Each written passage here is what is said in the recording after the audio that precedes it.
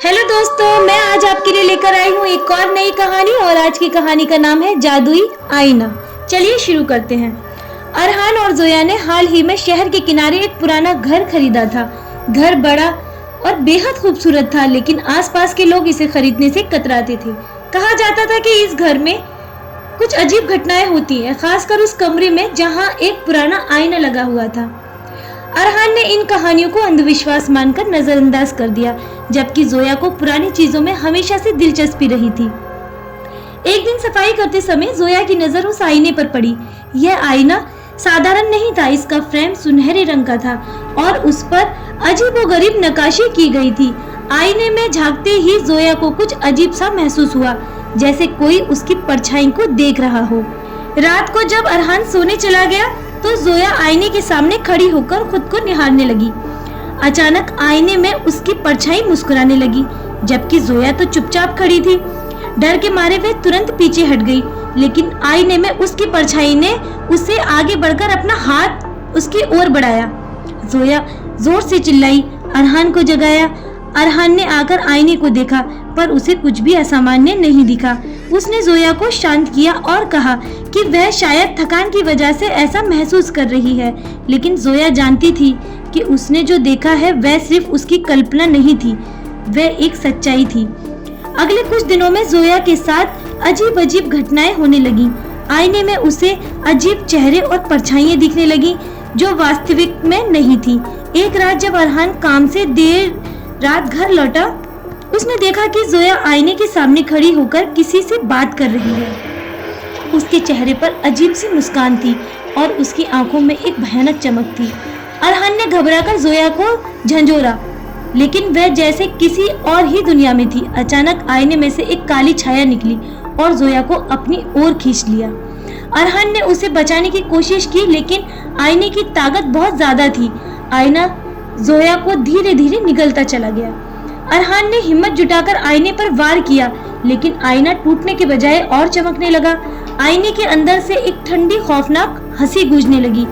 अरहान ने आखिरी बार जोया को आईने में देखा। उसकी आंखें अब उस परछाई की तरह भयानक हो चुकी थीं। कुछ ही पलों में जोया पूरी तरह से आईने के अंदर गायब हो गई। अरहान जमीन पर गिरकर बेहोश हो गया। अरहान जब अगले दिन उठा तो आईना अपने पुराने रूप में ही था, लेकिन अब उसमें अरहान की परछाई दिख नहीं रही थी। वह आईना अब सिर्फ एक चीज नहीं बल्कि एक दरवाजा बन चुका था, जहां से अंधेर की शक्तियां प्रवेश कर चुकी थी। उसका मन बेहद भारी था। जोया को आईने के अंदर खींच जाने की घटना उसके दिमाग में बार बार घूम रही थी। उसने कई बार आईने के सामने खड़े होकर जोया को पुकारा, लेकिन कोई जवाब नहीं मिला। वह समझ चुका था कि उसे जोया को बचाने के लिए कुछ करना होगा, चाहे कुछ भी हो जाए। अरहान ने पुराने ग्रंथों और पुस्तकों में जादुई आईने के बारे में पढ़ना शुरू कर दिया। हफ्तों की मेहनत के बाद उसे एक पुरानी किताब में एक मंत्र मिला, जिससे आईने के अंदर की दुनिया में प्रवेश किया जा सकता था।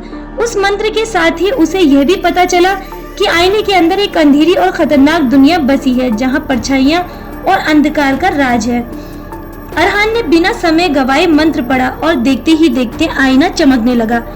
एक तीव्र प्रकाश ने उसे अपने अंदर खींच लिया और जब उसकी आंखें खुली तो वह खुद को एक अजीब दुनिया में खड़ा पाया।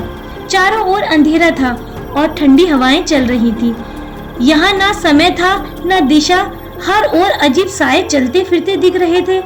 अरहान ने जोया को पुकारना शुरू किया, लेकिन उसकी आवाज यहाँ की खौफनाक खामोशी में खो जाती।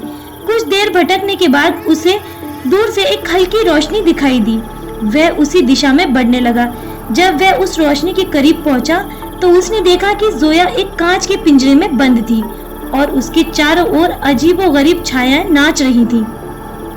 अरहान ने जोया को बचाने की कोशिश की, लेकिन जैसे ही वह पिंजरे के पास पहुंचा, एक बड़ी छाया उसके सामने आकर खड़ी हो गई। यह वही छाया थी जिसने जोया को आईने के अंदर खींचा था। उस छाया ने ठंडी और भयानक आवाज में कहा, तुम हमारी दुनिया में आ तो गए हो, लेकिन तुम यही कैद हो जाओगे और मैं तुम्हें अपनी दुनिया में कैद कर लूंगी। तुम उसे नहीं ले जा सकते। अब यह हमारी है, हमेशा हमेशा के लिए, और तुम भी आज से हमारे कैदी हो। कैसी लगी तुम्हें हमारी दुनिया? मैं उसे लेकर जाऊंगा, चाहे मुझे इसके लिए अपनी जान ही क्यों न देनी पड़ जाए। और मैं तुम्हारे साथ मुकाबला करने के लिए तैयार हूँ। आओ मेरे साथ लड़ने के लिए। अगर तुम उसे बचाना चाहते हो तो तुम्हें यहाँ की सबसे खतरनाक चुनौती का सामना करना होगा। अगर तुम जीत गए तो जोया तुम्हारी, और अगर हार गए तो तुम भी हमेशा के लिए इस दुनिया का हिस्सा बन जाओगे। कैसा लगा? अरहान ने चुनौती स्वीकार कर ली। छाया ने उसे एक भूल भुलैया में भेज दिया, जहाँ रास्ते में खौफनाक साए और भयानक जीव जंतु उसका इंतजार कर रहे थे। वह डरते हुए भी हिम्मत नहीं हारा और हर मुश्किल का सामना करता गया। कुछ जगहों पर जोया की आवाज सुनाई देती तो उसे रास्ता दिखाती। आखिरकार अरहान ने अपनी सूझबूझ और हिम्मत से भूल भुलैया को पार कर लिया और वो ये टास्क जीत गया। जब वह अंत तक पहुंचा तो छाया ने हार मान ली। उसने जोया को पिंजरे से आजाद कर दिया, लेकिन जाते जाते उसने चेतावनी दी।